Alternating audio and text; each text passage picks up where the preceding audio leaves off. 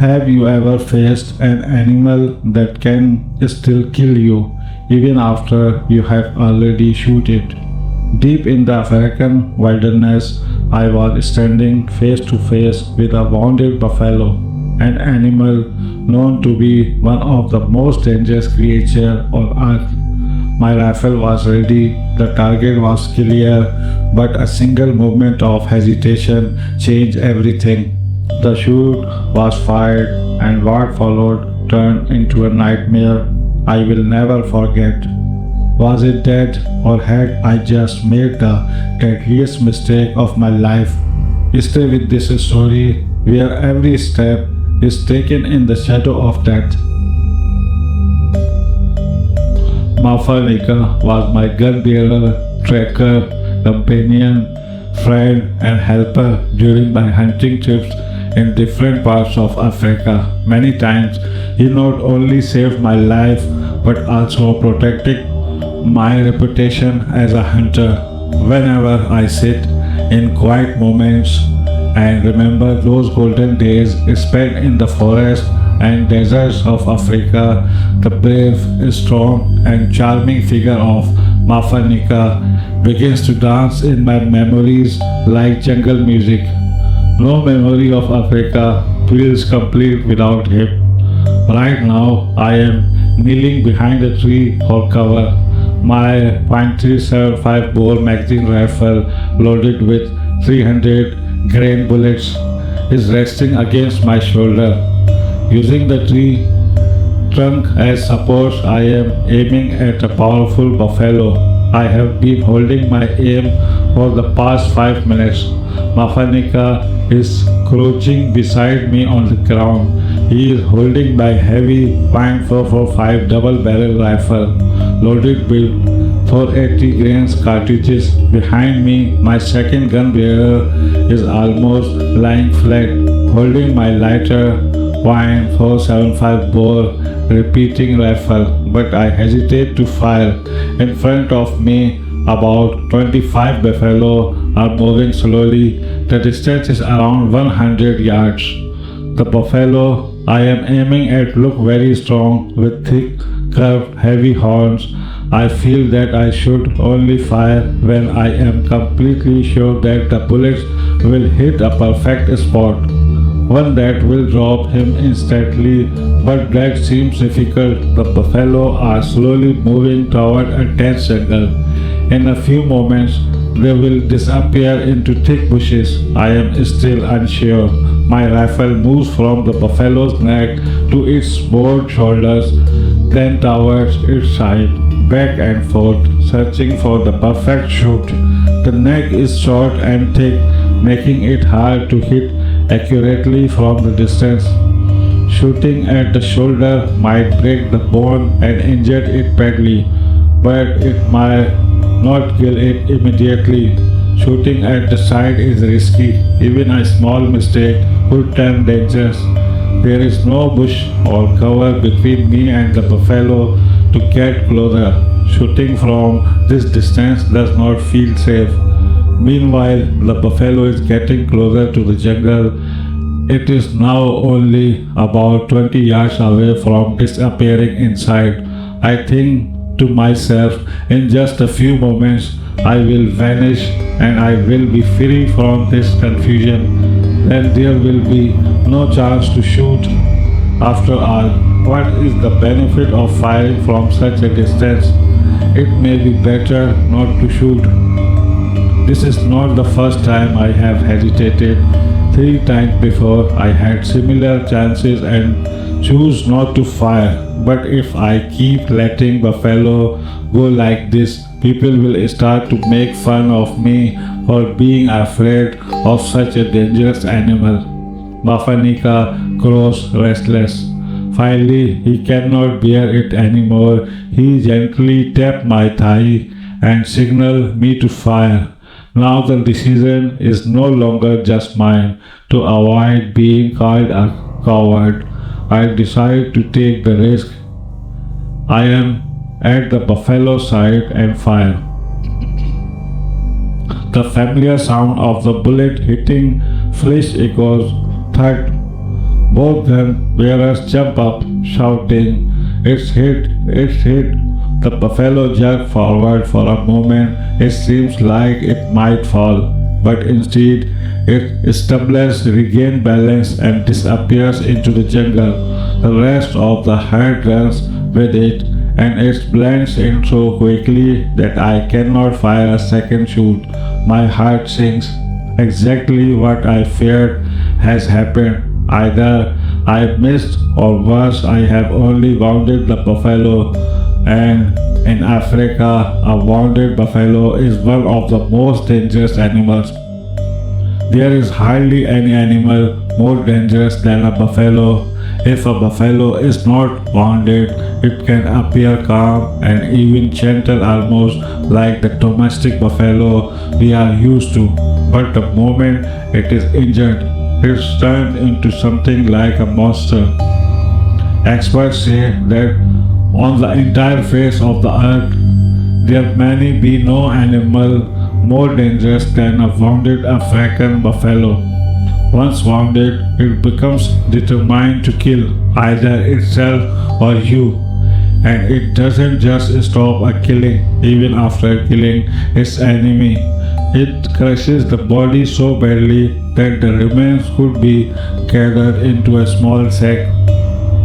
During my hunting life, I have faced many thrilling and dangerous moments. I have been attacked by wounded elephants and lions too, but elephants and lions often lose coverage after being hit by medium-range bullets.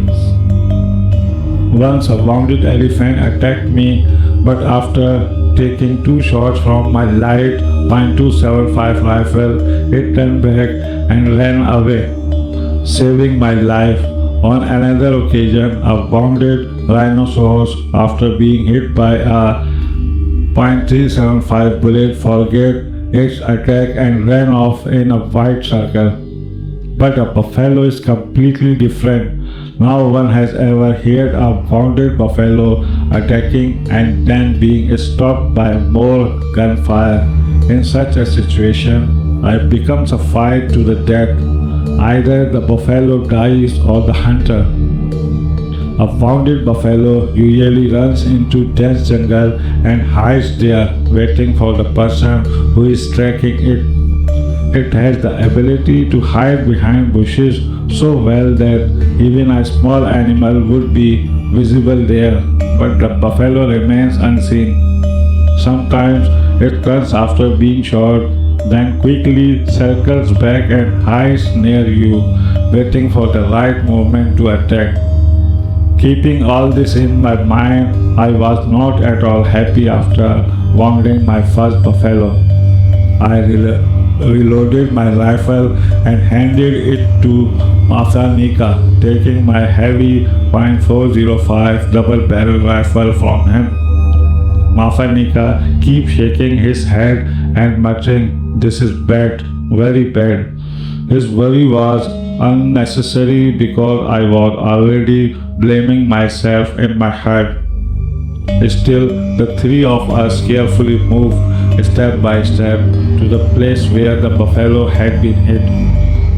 There were faint and blurred marks of blood on the ground.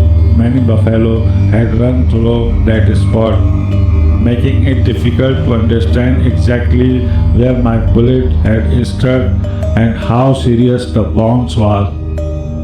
We needed to investigate further. With rifle ready to fire, we entered the thick bushes where the buffalo had gone. On one bush, we saw bright red, foamy blood from this. It was clear that my bullets had passed through the buffalo's lungs.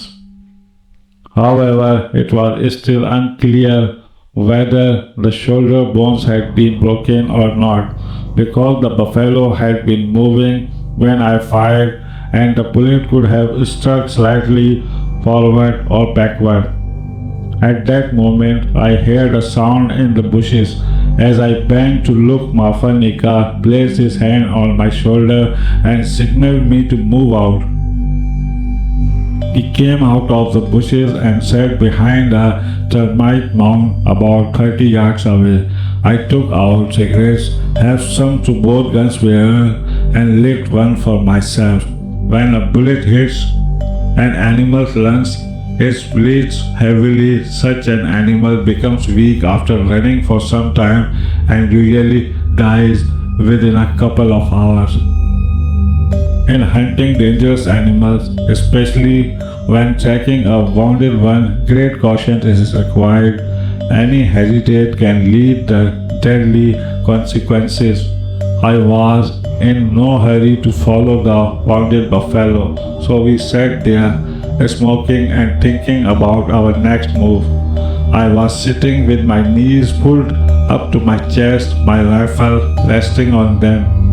We had not even finished our cigarettes when suddenly there was a rustling sound in the bushes ahead.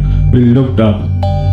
The wounded buffalo was coming out of the bushes with foamy blood flowing from its mouth and nostrils. Either we had made some careless noise while talking, or the wind had suddenly changed direction and carried out our sense to it. Whatever the reason, our assumption was wrong. The buffalo had not gone deep into the jungle. I had never expected it to come at us so quickly and from such a close distance. Still sitting, I quickly raised my rifle and fired. The bullet hit its front shoulder just below the joint, shattering the bone. Mafanika also fired, and his bullet struck slightly above mine. But even these shoots did not stop the buffalo's furious charge. I fired again, this time carefully aiming. The second bullet hit exactly at the point of the neck and shoulder. Even after this, the buffalo took a few more steps forward. However, its speed had slowed and it seemed to be dragging itself forward with great effort. Suddenly, its body shook, and in the next moment, it collapsed face first onto the ground. Quickly, I grabbed the magazine rifle from Mafanika and fired 2 more shots into the buffalo's head, ending its deadly intentions. After the excitement of the movement passed, we removed the horns and took some meat to carry back to the camp. As expected, my first bullet had passed through the lungs. One of my bullets had broken a rib. My second shot and Mafanika's bullet had shattered the front leg, and my third bullet had completely crushed the joint between the neck and shoulder. The buffalo's left leg was hanging only by a strip of skin. The 2 bullets had almost completely separated the legs from its body. What is truly surprising is that even after receiving such service injuries, the buffalo still managed to move forward for several steps. From this, you can understand how incredibly raw and strong a wild buffalo is. Mafanika knew only a few words of English, and my knowledge of Swahili, the common language of East Africa, was even more limited. But when you spend day and night with someone whose language you don't fully understand, words lose their importance. Communication begins to happen through gesture and expressions. It was our routine that after returning tired from hunting, a fire would be lit near the tents, a comfortable chair would be placed for me, and the camp people would sit around us on their blanket. I would sip tea and Mafanika would drink his local brew and keep talking continuously. Out of his long storytelling, I could understand only a small part, but surprisingly, I always understood his meaning very well. Whenever he felt that I hadn't understood something, he would start explaining it with hand gesture.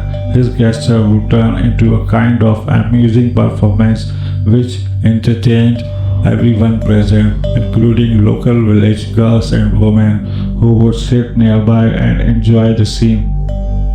The truth is, Mafanika was very popular among them. I would often joke in front of everyone, asking him which girl he liked.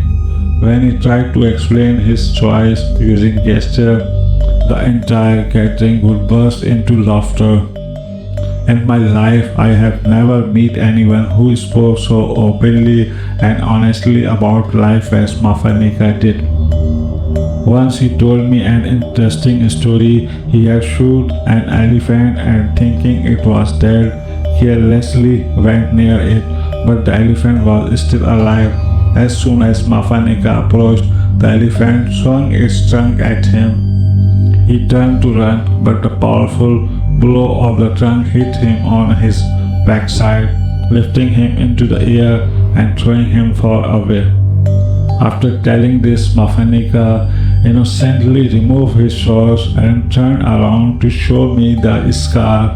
The skin at that spot had been torn out, and the new skin had grown was much lighter in color than the rest of his body. Another interesting story shows his cheerful nature even in dangerous situations. Once Mafanika was tracking an antelope when a lioness attacked him. He quickly climbed a tree and saved himself. The lioness tried to climb the tree, roared loudly, and scratched the bark with her claws. Meanwhile, Mafanika sat on the branches above, shouting loudly, teasing her and provoking her even more. During this time, the lioness two cubs came out of the nearby bushes and joined her. This made her even angrier, and she attacked the tree more fiercely. At first, Mafanika was scared because a lioness with cubs is one of the most dangerous animals, but when he realized she could not climb the tree, he relaxed and even became powerful. According to him, he began loudly mocking the lioness in Swahili, making bold and ridiculous claims and even joking about her family background in a very dramatic way. Her even started making funny gestures from his safe position on the tree. Who knows what effect all this had, but according to Mafanika, the lioness eventually calmed down. She sat under the tree like a dog, and her cubs sat beside her, looking up at him curiously. This strange situation continued for 2 hours. Then the sound of a herd of elephants was heard nearby. Hearing this, the lioness took her cubs and disappeared into the bushes like a shadow. Mafanika waited for another hour, then quietly climbed down and carefully made his way back to the village. Later, when he himself encountered a lioness with 2 cubs, I realized how much courage, patience, and bravery Mafanika has shown in that situation. One evening, while returning from hunting, I was driving the jeep and Mafanika was sitting beside me, holding my gun and rifle. The gun was loaded with birdshot as we hoped to shoot a partridge of some other birds for dinner on the way. The road we were traveling on ran between a dense forest on one side and a wide open field full of grass and bushes on the other. I kept scanning the road, the edge of the forest, and the open field looking for birds. Suddenly, my eyes caught sight of something about 20 yards away. 2 small round brown-colored ears visible above the grass. Wild dogs, I said to myself. Then I told Mafanika to load the gun with buckshot cartridges. Wild dogs are considered a great menace in the forest of Africa and India. This saying, the terror of the jungle, truly applies to them. If you ever see them chasing an animal, you should consider that animals are already dead. Nothing can escape their teeth and claws. When they chase prey, they can run for miles without stopping. They never give up.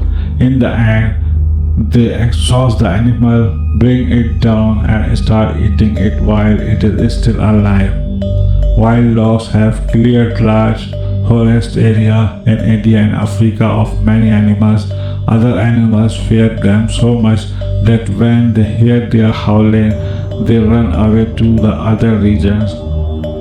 Even powerful predators like lions, leopards, and other fierce beasts are not safe from them. When wild dog moves in packs, even big lions lose their courage and prefer to run away rather than face them. That is why every good hunter considers it his duty to kill wild dogs whenever possible. I use the phrase in my own opinion because the idea hunters have that killing wild dogs and similar animals is some kind of noble duty or always seem strange to me. Think about it. Wild dog hunts only to fill their stomachs. God has created them that way. Their survival depends on hunting. They have no other choice. But hunters, people like me, travel from places like Pakistan to Africa not to survive, but for entertainment. We hunt for pleasure and proudly call it a sport. There is a strange contradiction in human nature. If a human kills an animal for fun, it is called a respectable sport. But when predators hunt to survive, it is called cruelty, savagery, and brutality. And humans who consider themselves superior feels proud of killing those very animals who are simply following the natural laws set for them. Anyway, in that moment, I too adopted this so-called authority and prepared to kill the wild dog.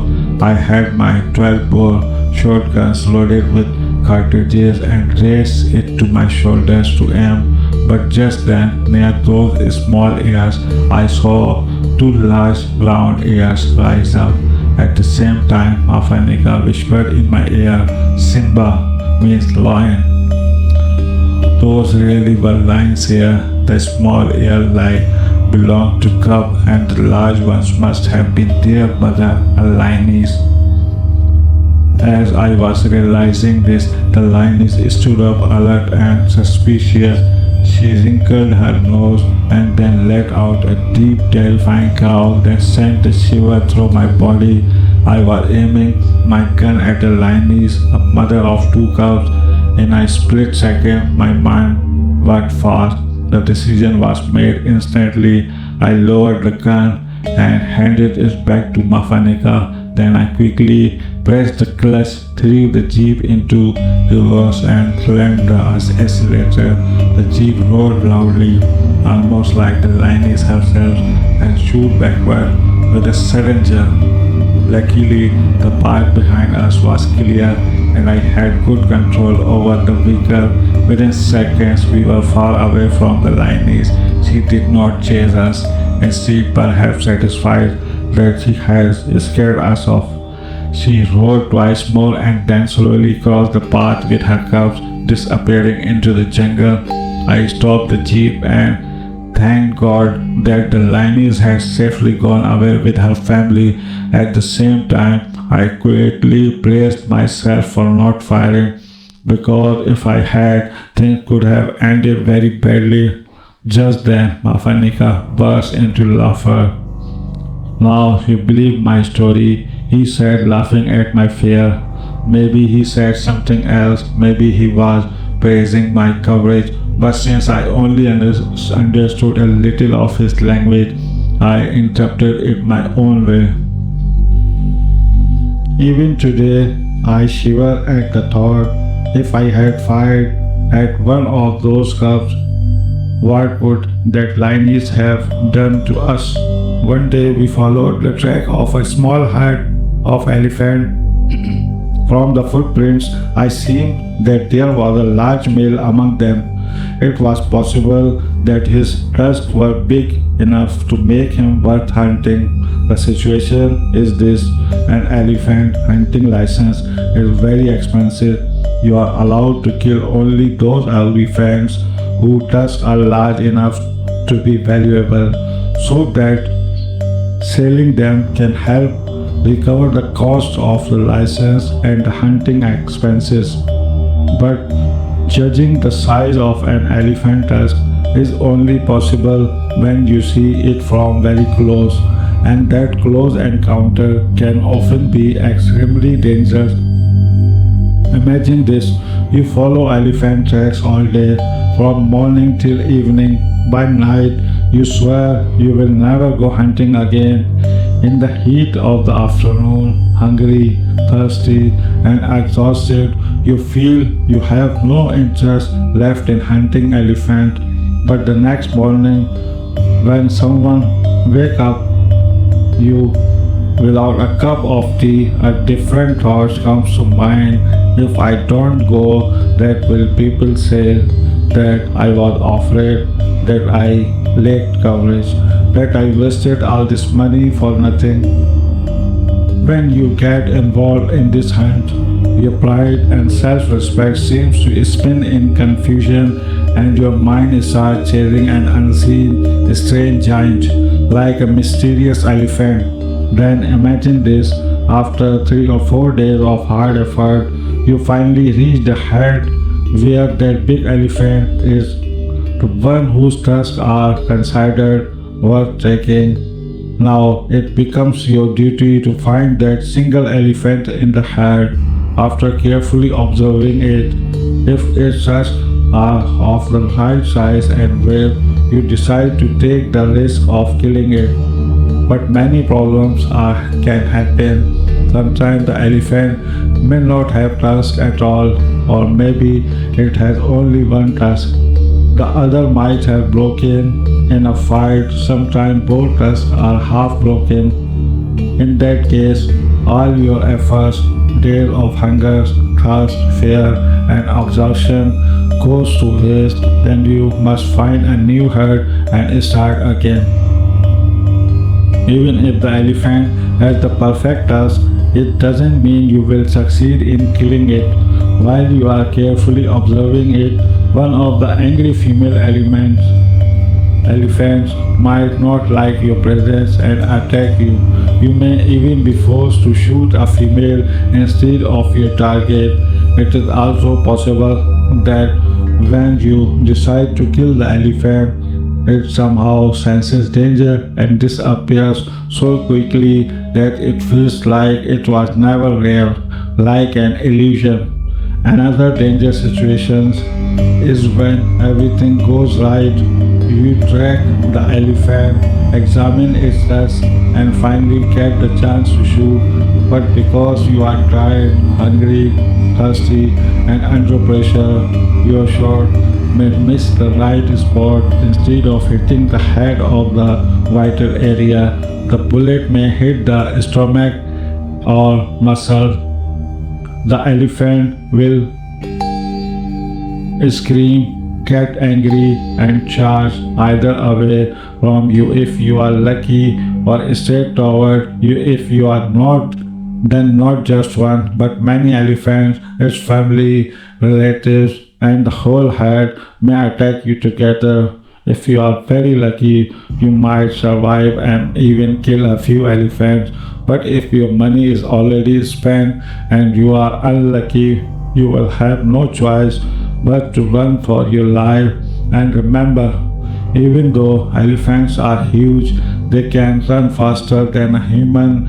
If they catch you, then everything is finished. At this point, I remembered the advice of an experienced old hunter from early Africa. While training his son, he said, "The best way to hunt an elephant is to go very close until only 10 steps remain between you and the elephant. Then go even closer and only then shoot." If you didn't understand, it means you must get extremely close to the elephant, almost face to face, before firing. However, this advice belonged to old times when people used heavy, old-style guns with black powder. Those weapons required very close distance to be effective. Hunters used very large guns like 4-bore or 8-bore rifles with every heavy bullet. But in the modern time, we have better rifles and with stronger powder and telescopic sight. These can hit targets from far away, so getting that close is no longer necessary. Even so, the real problem of elephant hunting, tracking them, examining their tusks, and facing the danger from the herd still exists. Modern science has not solved these challenges. Honestly, I believe elephant hunting is not a good hobby, but once a hunter becomes obsessed with it, he cannot stop until his strength and money are both gone. Because of all these reasons, I am not very fond of selecting an elephant from herd. Still on that day, we decided to follow one herd. There was no strong reason for this decision except that the forest we were in was incredibly beautiful. The land was covered with soft green grass like a carpet, and tall trees provided shades above us. It felt like a place where one could spend a whole life peacefully. So we began to follow the herd. The elephants were moving very fast as if there was an urgent reason behind their speed.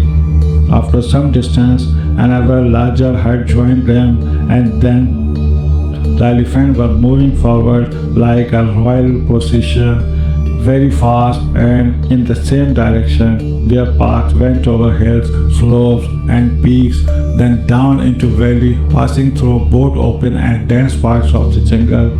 After climbing and descending 2 or 3 hills, we became very tired. Our exhaustion increased even more when the dense forest ended and an open area full of thorny bushes began. Even after following them for 10 to 12 miles, we hadn't seen a single elephant. Only their footprints told us they had recently passed through. One important rule in tracking elephants is this: you must follow them from a direction where the wind is not carrying your scent toward them.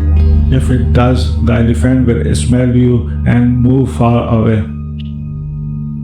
That day, the wind kept changing direction and we had to keep changing our path too, sometimes making long detours of 1 or 2 miles covered in sweet dust.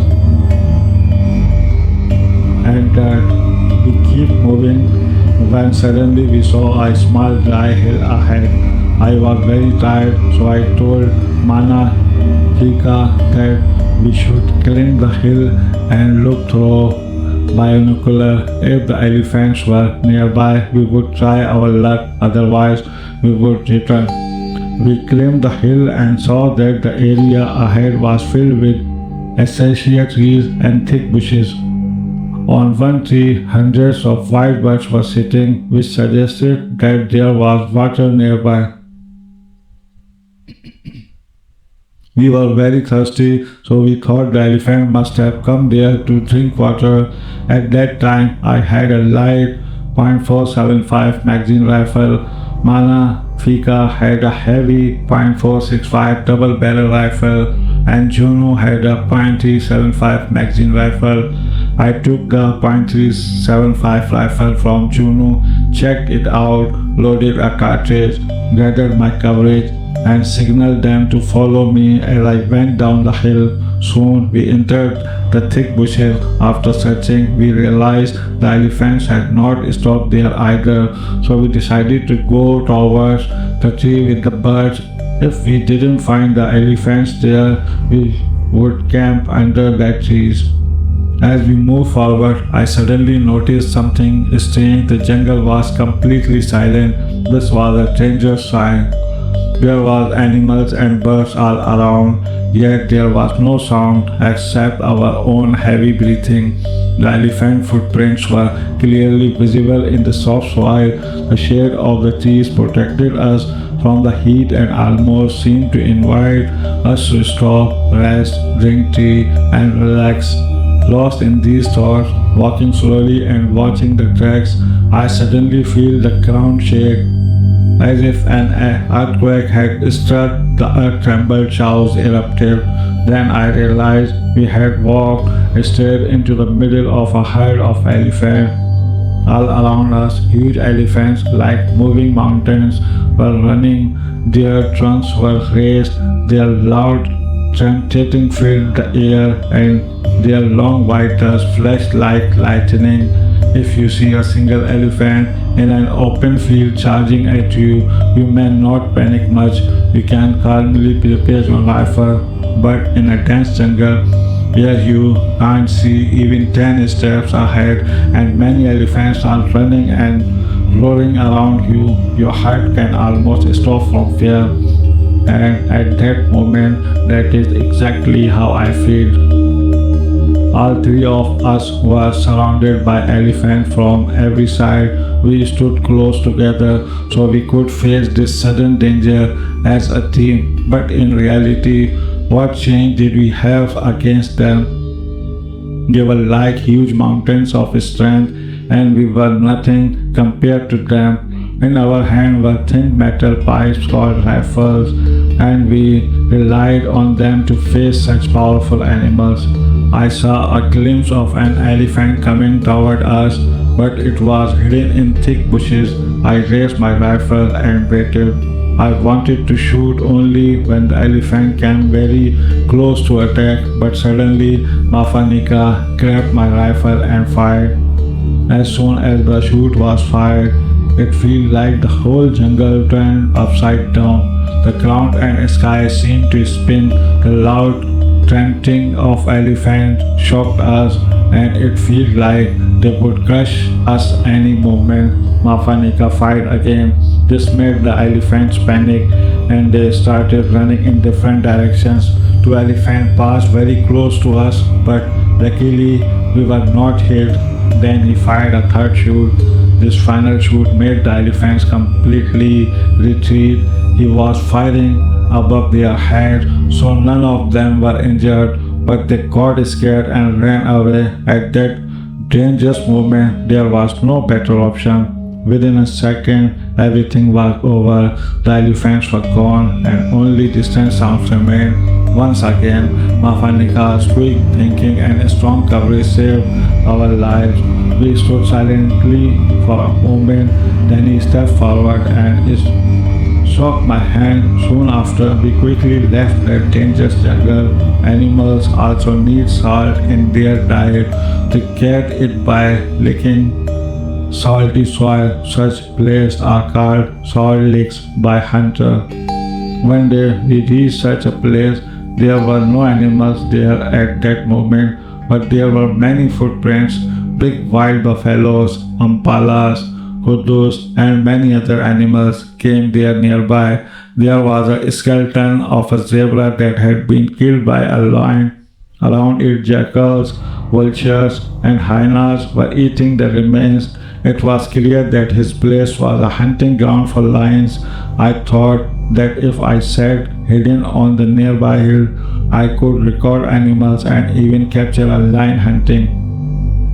He might find some leftover foods, but everything there was completely clean. After falling in his search, the hyena went to the broken bones of a zebra and sniffed them from every angle to check if they had any value of food, but none of the bones were useful. So in anonymous, he treated them like a toilet and relieved himself on them. Then, just as clumsily as he had come, he went back into the jungle. Soon after the hyena left, there was movement again in the bushes. A female water antelope came out, stopped at the edge, and carefully looked around. Ears moving, nostrils flaring. Once she felt safe, she moved towards the salt licks. Behind her came other females, some young ones, and finally a male with curved horns. They all began licking the salty soil eagerly. Suddenly, all of them froze like statues. After a few moments, we looked toward the bushes. We followed their gaze. A heavy animal was approaching carelessly. Before it appeared, the female gave an alarm call, and all the antelopes ran away instantly. Then a young rhinoceros came out. It had a small horn, a bulky body, and an awkward walk. Instead of licking soil, it went into a muddy pit, rolled in it, and lay down. Soon a few zebras arrived and started licking the soil, but the rhino didn't like their presence. It got up and moved toward them, forcing them to run away. Then a tiny dick antelope came. It walked delightedly and started licking the soil, but the rhino scared it too and it quickly fled. Mafanika judged me and jokingly pointed at the rhino's horn as if breaking it. Somehow the rhino sensed our presence and started coming toward us. When it reached our path, I caught our scent. It stopped, turned, and started toward us. Then suddenly it charged. I tried to climb the tree, but struggled. Mafanika quickly pushed me up, and I managed to sit between the branches. The rhino ran toward him, but he swiftly ran and climbed another tree as if nothing had happened. He had faced my rhinos in his life, and those experiences had made his opinion about them so harsh that it cannot even be expressed in words. So even at this moment, Mafanika did not want to miss the chance to show his feelings toward his rhino. After reaching a safe height, he started throwing branches, trees, bark, and even abuse at the rhino. With every shoot and every throw, the rhino became more aggressive and kept hitting the tree trunk with great force. For a moment, I feel scared because the tree we had climbed were thin and weak. The strong hits of the rhino made the tree shake, and all the birds sitting on them flew away. Who knows if Mafanika is still alive or not, but he was used to living a very dangerous life, hunting and romance. These two things have defeated even the bravest man, and Mafanika's life revolved around both. So I can only hope that if he has survived the jealousy of women, their relatives, and their angry husband, then he must still be out there chasing rhinos, buffaloes, elephants, and lions, and turning many hunters like me into stronger men. My holidays were coming to an end. We packed up our camp, and on the way back, our caravan stopped in front of Mafanika's village because we had to say goodbye. Mafanika's 6 or 7 wives and countless children came out of the village. We were introduced to all of them. I gave him his payment and he pushed the money into his pocket without even counting it. For a moment, we just looked at each other. Then I started the jeep. Mafanika signaled me to wait. Then went to one of his wives. He took off a colorful glass bead necklace from her neck and placed it in my hand. It was his farewell gift. His memory will always stay in my heart. Inside his strong, dark body, he had a heart like a diamond. And that is just one chapter from the untamed heart of Africa. Out there in the wild, every shadow hides a story, every silence hides a danger, and every step can change a life forever. But this is not the end, because there are many more jungle stories waiting, stories of lions, elephants, crocodiles, and hunters who came face to face with the unknown. If you enjoy this journey, stay connected, because the jungle never sleeps and neither do its secrets. More thrilling adventures are coming soon from the world where survival is not a choice but a test.